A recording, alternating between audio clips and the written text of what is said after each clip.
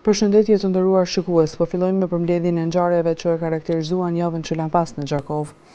Kosova do të jetë një koqire e ushtrimit më të madh ndërkombëtar të drejtuar nga Ushtria e Shteteve të Bashkuara të Amerikës për Evropë dhe Afrikë Defender Europe 25. Gjatë kësaj periudhe kohore do të ketë lëvizje të konvojeve nga vendbazimet e Forcës së Sigurisë së Kosovës në drejtim të rajonit të Gjakovës, saktësisht aeroportit të Gjakovës dhe poligonit ushtarak në Babaj të Bokës. 25.000 ushtarë nga 29 vendet e NATO-s janë duke marrë pjesë në ushtrimit ushtarake më të mëdha në Europë, Defender Europe 2025, që podhiqen nga Ushtria e Shteteve të Bashkuara të Amerikës dhe vendet e NATO-s. Zëdhënësja e Ministrisë së Mbrojtjes Loridona Gashi për TV-syn tha se ushtrimet ushtarake do të zhvillohen edhe në territorin e Gjakovës. Ushtrimi ka filluar pse të mbohet nga data 11 maj dhe do të vazhdojë deri në data 24 qershor 2025 për pjesën e ushtrimet që zhvillohen jashtë territorit të Kosovës, ndërsa FSK do të marrë pjesë në ushtrim nga data 25 maj deri në datën 9 qershor dhe ka për qëllim që të bëj gjatë këtij ushtrimi, domethënë validimin e kapaciteteve luftarake. Do të marrë pjesë me kapacitetet luftarake të regjimentit që vetë janë validuar në ushtrimin më parshëm që është mbajtur në vitin 2023, por gjithashtu do të validoj kapacitetet e reja për sa i përket rolit mjekësor. Pjesëmarrja në këtë ushtrim e FSK-s nuk është thjesht brenda territorit të Kosovës, mirë po megjithatë duhet të theksoj që jemi edhe vend një koqet, pra do të presim edhe shtabin e divizionit të 28 të Ushtrisë së Shteteve të Bashkuara të Amerikës në aeroportin e Gjakovës, përderisa pjesa e trajnimeve do të mbahet në Babaj të Bokës. Sipas Gashit, gjatë këtyre ushtrimeve, FSK do të zhvillojë operacione sulmuese ushtarake, operacione mbrojtjes e të tjera. Pjesa e ushtrimeve në të cilat do të marrë pjesë FSK nuk do të jetë thjesht brenda territorit të Kosovës. Pritet që gjithashtu trupat e FSK-s të dislokohen me pajisje edhe në poligone trajnuese të vendeve të rajonit, si në Shqipërinë, Maqedoninë të Veriut dhe në Kroati. Për ne, pjesëmarrja në këtë ushtrim është një rëndësie të veçantë, për shkak se mundëson që të demonstrojnë aftësitë luftarake të FSK-s dhe gjithashtu aftësitë për mbështetjen ushtarake të autoriteteve civile, e në të njëjtën kohë ofron mundësi për të rritur kapacitetet për sa i përket ndërmjetëshmërisë në operacione të tilla shumëkohëshe, përderisa testohen aftësitë e FSK-s dhe avancimi që është bërë ndër vite, e që është një rëndësie të veçantë për shkak se mundëson që të vërtetohet se FSK është e aftë që të kryejë të gjitha detyrat dhe misionin e saj kushtetues. Forca e Sigurisë së Kosovës, përveç pjesëmarrjes në ushtrimet ushtarake në Kosovë, do të marrin pjesë edhe në stërvitje në shtetet e rajonit. Vështirë se mund të gjesh ndonjë rrugë në Gjakov e mos të ketë gropa. Kjo situatë po bëhet gjithnjë e më shumë shqetësim, jo vetëm për ngasësitë e automjeteve, por edhe të këmbësorëve. Prishja e infrastrukturës rrugore në shumë rrugë të qytetit është prej disa kohësh.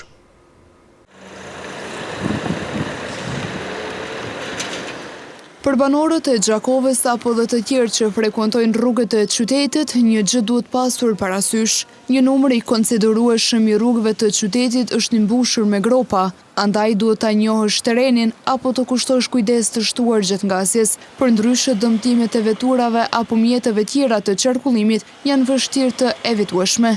Gjendja e tillë është evidente tash sa kohë dhe pikërisht për këtë çështje edhe Medium ka raportuar në vazhdimsi. Në përgjigjet e siguruara kohë më parë nga Drejtoria për Infrastrukturë na ishte thënë se me përmirësimin e kushteve klimatike do të fillojnë punimet në rregullimin e tyre, por një gjë e tillë ende nuk ka ndodhur. Për të kuptuar arsyen, kemi tentuar edhe gjatë ditës së sotme të sigurojmë një përgjigje, por deri në momentin e transmetimit të kronikës nuk kemi arritur të sigurojmë.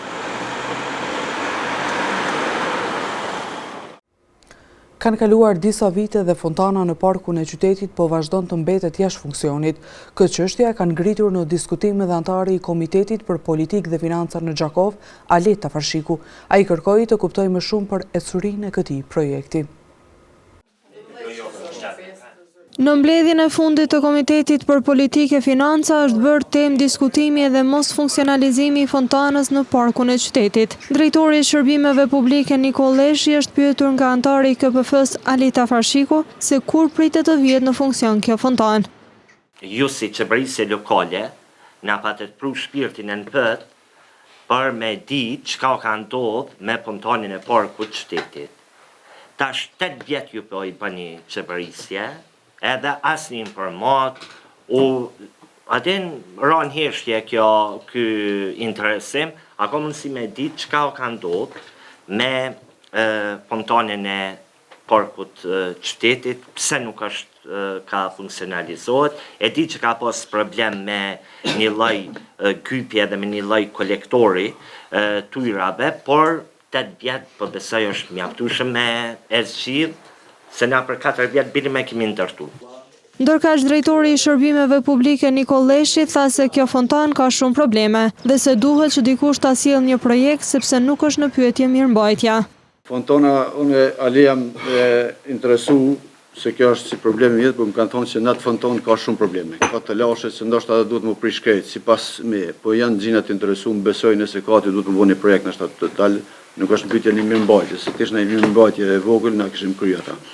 Po besoj që këtu duhet më marr pak, më duhet dikush që ta bani një projekt ose diçka që duhet me bën ta direkt për mujt faktikisht me funksionu me si të funksionon njëra. Mbetet të shihet se kush do ta marrë përsipër projektimin e funksionalizimit të kësaj fontane dhe kur do të nisë funksionimi i saj. Bizneset në rrafshin e Dugaxhinit mund të organizojnë protestë nëse nuk anulohet dhe pezullohet vendimi i zyrës së rregullatorit për energji për daljen e bizneseve nga furnizuesi universal dhe rritjen e tarifave. Kështu ka për të ditur Argjend Fetau, kryetare i Aleancës Kosovare për Biznese në rrafshin e Dugaxhinit. Aleanca Kosovare e Biznesit Zyra Rrafshit të Dugaxhinit kanë reaguar fuqishëm kundër vendimit të zyrës së rregullatorit për energji për daljen e bizneseve nga furnizuesi universal dhe rritjen e tarifave. Kryetari AGB-s për Rrafshin e Dugaxhinit, Argjend Fetau, thotë se nëse nuk anulohet dhe pezullohet vendimi, ata do të organizojnë protestë me bllokim rrugësh. Në atë kohë kemi pasur 16 operatorë të cilët do të ofrojnë për 1300 biznese do të ofrojnë shërbime me një kostur më të lirë, ndërsa tash në dalë kundërta, sepse nuk kemi 16 operator, por kemi vetëm një operator, i cili operator ka dalë më i shtrajt se sa Kesku.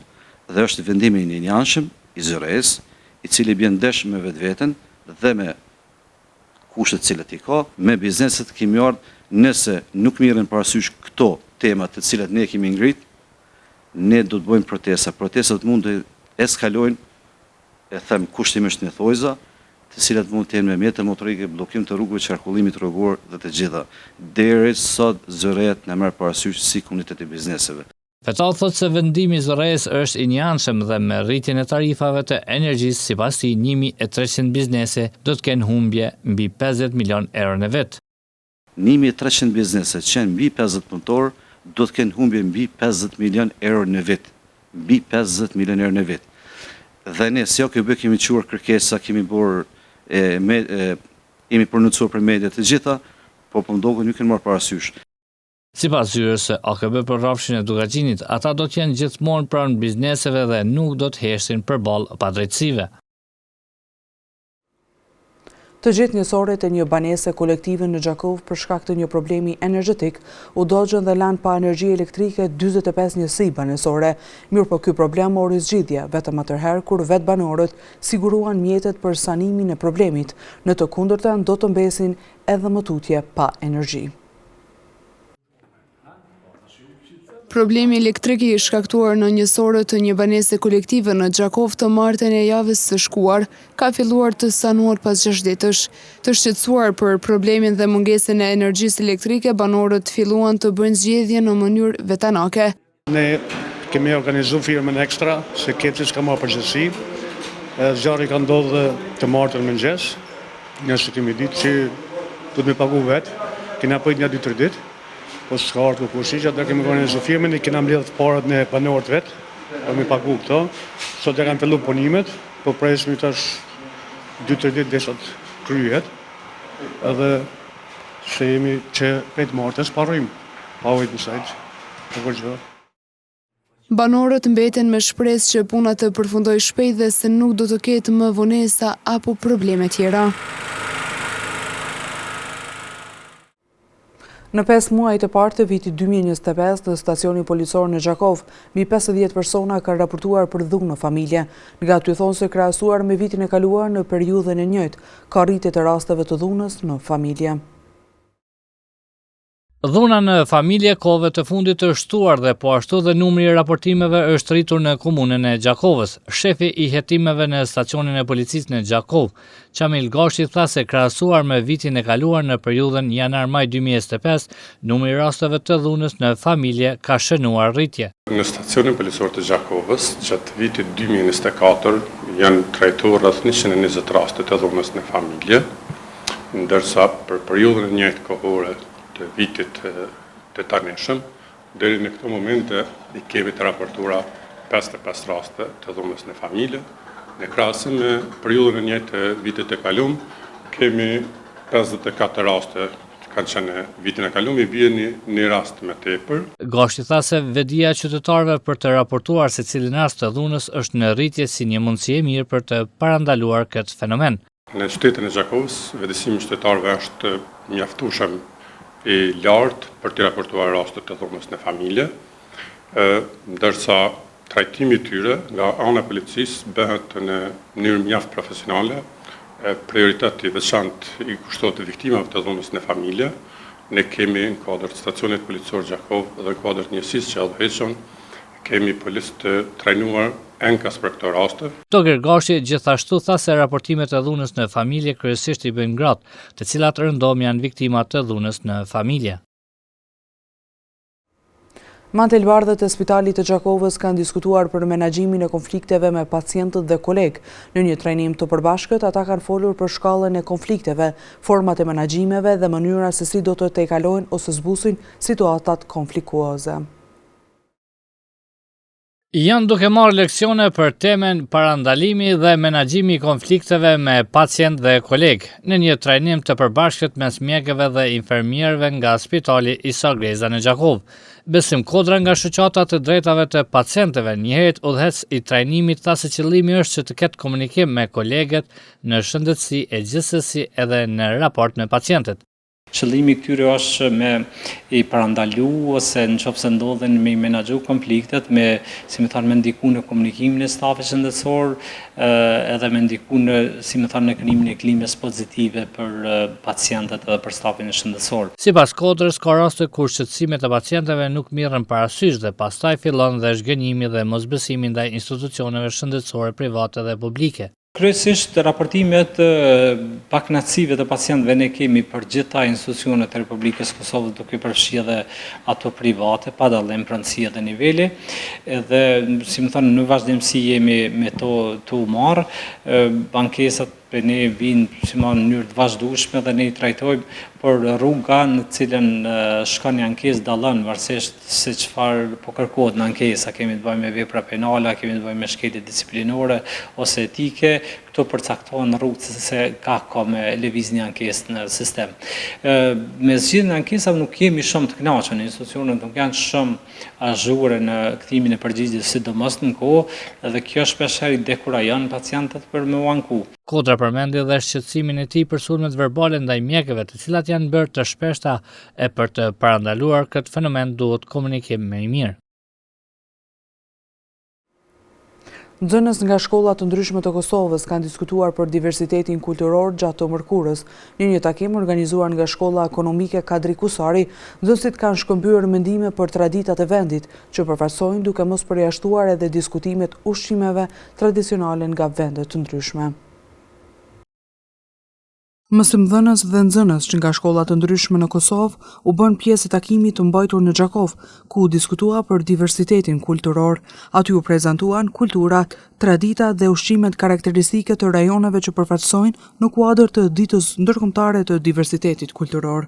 Është pjesë e projektit ADA, i financuar nga Komisioni Evropian, implementuar dhe zbatuar nga Qendra për Arsim e Kosovës. Jemi një ekip shkollor, thirret klubi për ndërmjetësim, të cilët veprojmë në shkollën e mesme të lartë ekonomike Kadri Kusari, dhe është para pa që gjatë aktiviteteve që kemi në kuadër të këtij projekti, e kemi para pa që ta mbajmë edhe këtë aktivitet sot. Përndryshe kemi ftuar edhe shkolla tjera partnerë që janë në këtë projekt, edhe nxënësit, edhe besoj që kemi kaluar një ditë edhe kemi shpalos traditat edhe kulturat tona. Ky projekt përfshiu nxënësit e 15 shkollave fituese nga 11 komuna të ndryshme në kuadër të projektit për veprim kundër diskriminimit, kështu thot Ardita Kabashin nga Qendra e Arsimit në Kosovë. Kemi organizuar një aktivitet ku prej 11 komunave, respektivisht 15 shkollat përfituese, mentorë të shkollave dhe nxënësit janë pjesë e këtij aktiviteti ku secila prej komunave ka sjell ushqime ose gjëra tjera të cilët edhe tregojnë diversitetin kulturor, më thënë traditat e tyre për shkak të ditës së diversitetit kulturor. Gjithsej në projekt i kemi 150 nxënës, sot nuk i kemi të gjithë për shkak të pamundësisë së pjesëmarrjes, po i kemi komunën e Prishtinës, komunën e Podujevës, kemi Mitrovicën, Vushtrinë, Pejën, Istogun, e kemi Hanin e Elezit, e kemi Vitin, Prizrenin, Gjakovën, edhe Ferizajn. Për ndjesinë e të qenurit pjesë këtij aktiviteti, ku shpalosën shumë karakteristika kulturore, foli nxënësja flutur Zenunaj. Jam këtu e përfaqësuar shkollën e artit, do dhe si Paskali prej Pejës. Ndjenja mirë me qenë prezent këtu në këtë muze kaq bukur edhe me vlera shumë dhaja. Atë çfarë prezantove ti këtu si kulturë e qytetit tënd? Si kulturë të qytetit tim, ne këtu kemi pru disa ushqime tradicionale që janë Pejës. Ky aktivitet synon të promovojë mirëkuptimin, respektin dhe vlerësimin e kulturave të ndryshme që bashkëjetojnë në Kosovë, përmes bashkëpunimit të drejtë të nxënësve dhe stafit arsimor. Ndryshimet klimatike dhe lëvizja vazhdueshme e temperaturave kanë ndikuar negativisht në prodhimtarinë e pemëve. Pemtari Ferit Fetaj nga fshati Hereq thotë se kjo veprimtari është fitimprurse, por ka sezon kur përcillet me shumë vështirësi dhe rendimentet mund të janë më të ulta. Ndryshimet klimatike dhe lëvizjet e vazhdueshme të temperaturave kanë ndikuar ndjeshëm në bujqësinë vendore e veçanërisht në pemtari.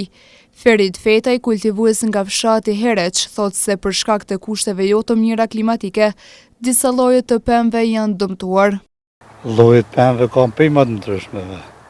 Dikunja 1000 trupa janë prodhim autokton shumica të vjetra, ka kumull autoktone vjetër, janë mollat prej llojeve më të ndryshme. Temperaturat kanë kriju shumë probleme këtë vit. I kanë shkatru gati tërësisht, kanë ndiku negativisht edhe për vitin e ardhshëm. Kjo një punë e madhe gjatë gjithë kohës, tuk fillu prej ditëve më të hershmet pranverës, me kitje, me trajtim që duhet për mollën gjatë gjithë vitit, edhe në ka shqetësu pak se po duhet një kontribut i madh gjatë tanë kohës për me përfitu dishka. Si jetemi në zero në këtë drejtim. Pemtari Fetaj gjithashtu thotë se përkundër vështirësive, kjo veprimtari të sjell edhe të ardhura të mira financiare, por e nevojshme do të ishte përkrahja institucionale. Përfitimi nuk është edhe i dopt, po ka nevojë njëri edhe ndoshta edhe me pas edhe një ndihmë prej kuvendit komunal edhe prej ministrisë bujqësisë. Ndihma kishte me qenë për shembull te ujitja. Shumica këtu në fshatin ton janë afër 100 hektar tokë, deri në 200 klasit parë, një kanal i ujitjes mungon shumë. Edhe për ata njerëz po hezitojnë edhe me punu me se kur s'ka ujitje ato shkojnë dom gjatë gjithë temperaturat e mëdha gjatë verës janë e vështirësojnë kultivimin e tyre me pas prodhim sa ma cilësor. Bazuar në temperaturat e këtyre ditëve, pemtari Fetaj thotë se nuk presim rendimente atë sa kemi planifikuar. Ndoqët përmbledhjen me disa prej ngjarjeve që karakterizuan javën që lan pas në Gjakov, ndërkohë ju vazhdoni të qëndroni me programin ton. Mirëmbëjtje.